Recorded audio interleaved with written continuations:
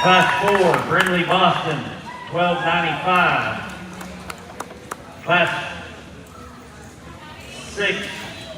5, Kaylee Nolan, Ellis County, 1,363. Class 6, Grady Creamer, 1,436. Class 7, Jessica Schoolfield, 1,523. This is your champion drive for the European.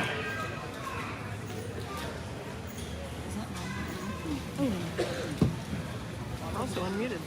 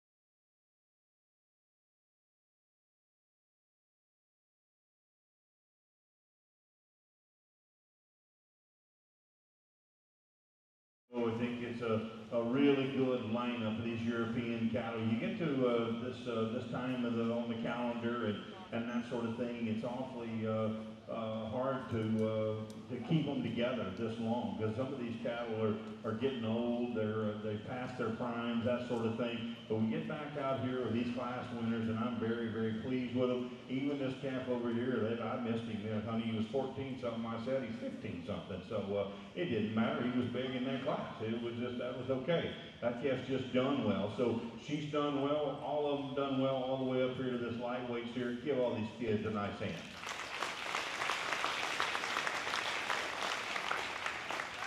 We get back out here. I'm not going to go back and describe every one of your class winners that we've got out here. I think when it comes down to selection of your champion, your reserve, and a European division, I think it settles down to basically about 3 classes. And they start right there with the young lady that pulls out and comes back here to this young man that the little boy with the cowboy hat over there. So. I like all 3 of these cattle awfully well. There's a lot of things that you can tie into and say that you like about them, and cattle that are useful, they're functional in terms of their kind.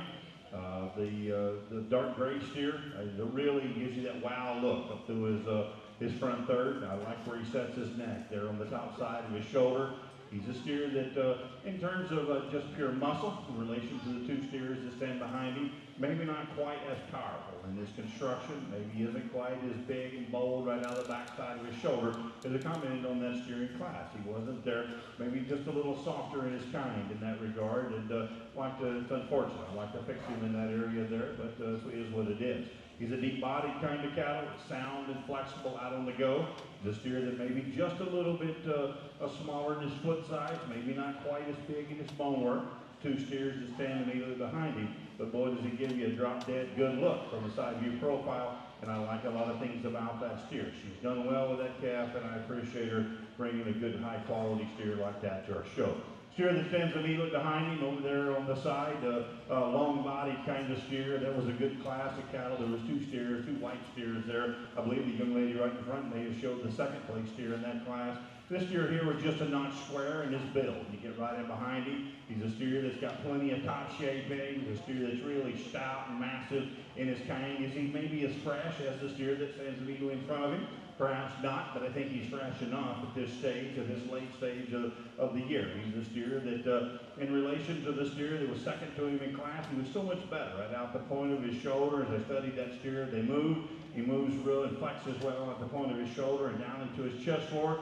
A steer that they get him behind on either side of his tail head there's a lot of mass in that steer and a lot of things you can tie into. Out here in this lineup, maybe gets just a little bit easier in his top side.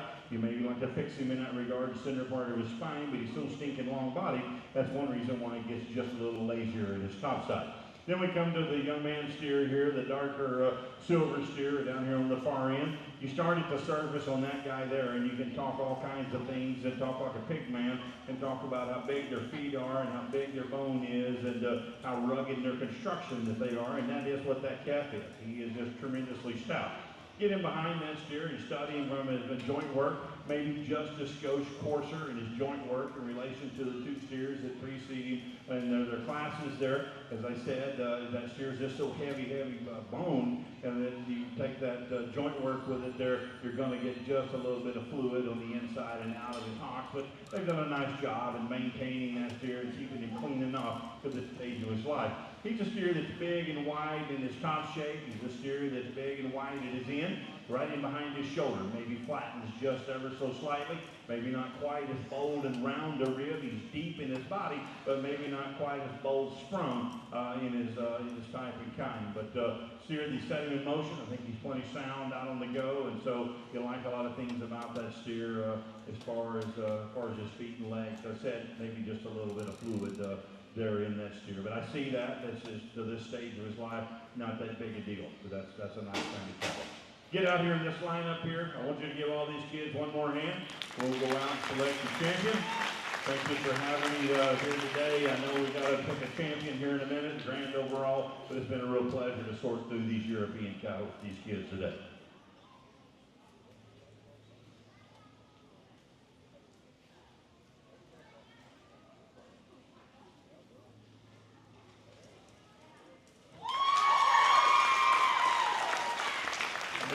Nolan. Kaylee Nolan is your European champion.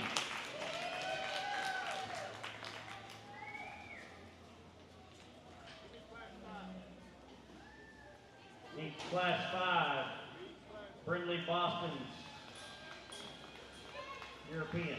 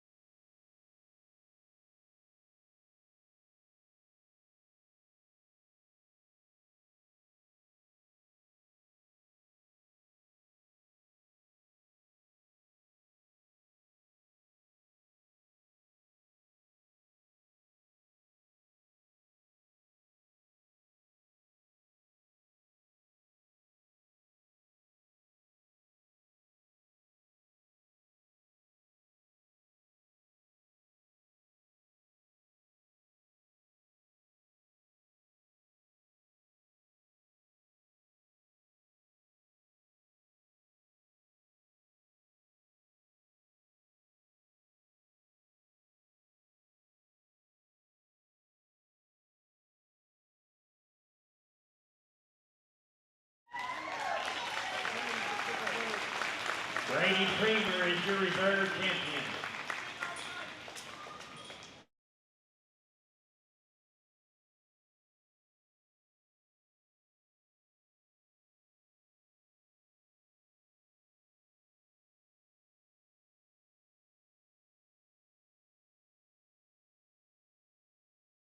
Come back in.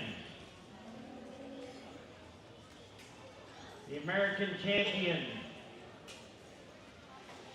Balin Jakovic. The British champion, Kinley Allen. The European champion, Kaylee Norwood. Kaylee Nolan. Now look, when you announce the rodeo and all the stuff going on, names just begin to lose, you know? They combine.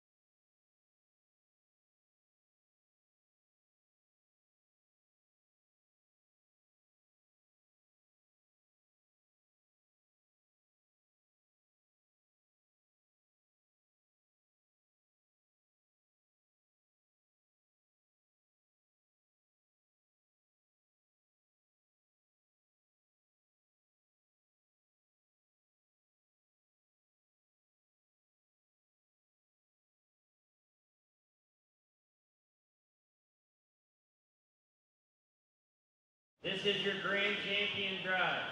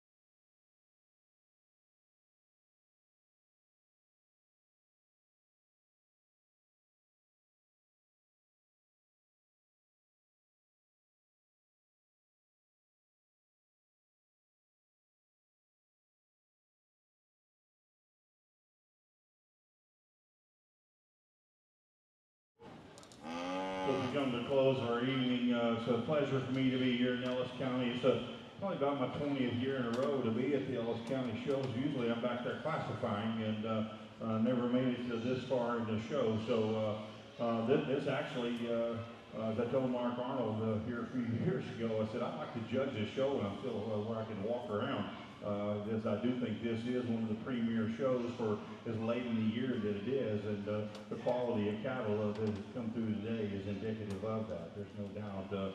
This is a really tough show. You guys take a lot of pride in your show, and it shows it. So my hat's off to you. I want to say thank you to the Ellis County Fair Board and to my ring guys out here that helped me, and the guy that's the most important here is the man that ran that pooper scooper all night over here. I'm telling you, you are, because the thing I hate the most is backing up and stepping into a big pile of it. So appreciate him very, very much for his hard work and dedication to the show here.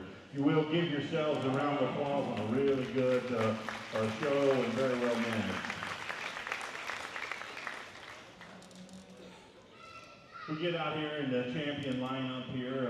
I think we come down to three kinds of cattle that are very useful, very practical. That American steer, he's a nice steer. That steer came out of that heavyweight division there, heavyweight class, and thought he won that class pretty handily. He's a steer that is big in his body type and kind, sound in his skeletal makeup. A steer that get him out here, and in relation to these other two, he's a little fatter and the way it is handled as you handle him over his loin edge and back over his rib. But that steer's smooth, he's pretty, and he's maintained himself pretty well at this stage of his life. Steer comes out of the British division, as I said from the onset of my discussion of that steer, is that he maybe not be everybody's kind from his shoulder forward, because he is just a little more older looking about his face and his head, his neck there, but I think that steer from there back is just so powerful. That guy is really big at the surface. He's got a tremendous depth of body. He's a steer that I like him awfully well. On the top side of his hip there, he's big and wide and bold. On either side of his tail head, sets his tail head in there really nice and neat. Set him in motion. He's a nickel off when you ask him to get out and go off his rear too. But again, the benefit of the doubt there at this stage of the game here, I think he's plenty sound enough. He's not just perfectly fluid out on the go, but good enough in that regard. So some things you can tie into and really, really like. For a steer that's at that size, weight, and age, he maintains himself really well. You study that guy's chest forward, look at him at the center part of his body, and then back into his flank, his cod region there. That steer's got tremendous balance and symmetry, and that's probably his best attribute, is that underside of his body, what makes this thing close out here. Because in the perfect world, you maybe give him just a shot more center and lower quarter in relation to that steer that comes out of that European division. The steer out of the European division, no doubt he's one of the longer spine cattle that we got out here. I like him up through his front third, how neat and extended he is. He's a steer that, as we talked about him there in class, he's really clean off the point of his shoulder and down into his chest forward. He's a stout-jawed kind of steer. I appreciate that about that steer. He's one that's a little fresher, a little more refined about his face and his head in relation to that steer out of the Shorthorn, the British division there. Steers, you get up on him, you handle that steer back out of the top side of his shoulder, back into his eye there, into the center part of his spine. He probably has a little bit of the advantage there. That steer comes big and bold and wide, and I do appreciate that about that steer. Get him behind that steer. He maintains some squareness around either side of his tail head. Steer that I think where he has a particular advantage, the center and lower parts of his quarter, is he's just so stout in that regard. Is he as deep and soft in his rear flank, and does he balance quite as nice under the underside of his body? Probably not, in relation to our Shorthorn, but he's a longer body kind of steer. So when they're that long bodied, it's hard to make them stay that uniform all the way through unless you lead that steer up. You can see he balances there pretty darn good. There's not a whole lot. I'm not telling that's a champion out of that division. I'm not telling you he's a dog, that's for sure. He's just one of those cattle that he's so long bodied, we talked about him a while ago. He wants to break ever so slightly there in the center back, and you fix that in that steer.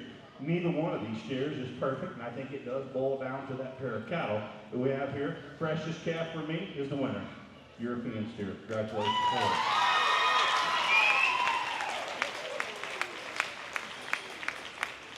Your grand champion steer, Kaylee Nolan.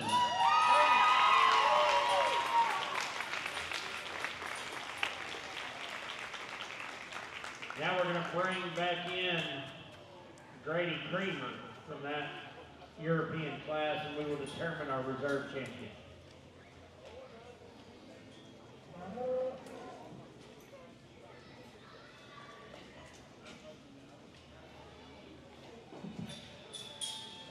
We take that steer out and we bring in a steer. In terms of body type and kind, I think these two fit together really, really well. I think they're both steers that are deep and stout in their body type and the rib shape. I think both these cattle have the same hip shape in them. They're both big and bold up high. I thought that steer that won that division was just a shot heavier muscle. You get in the center and lower parts of his quarter.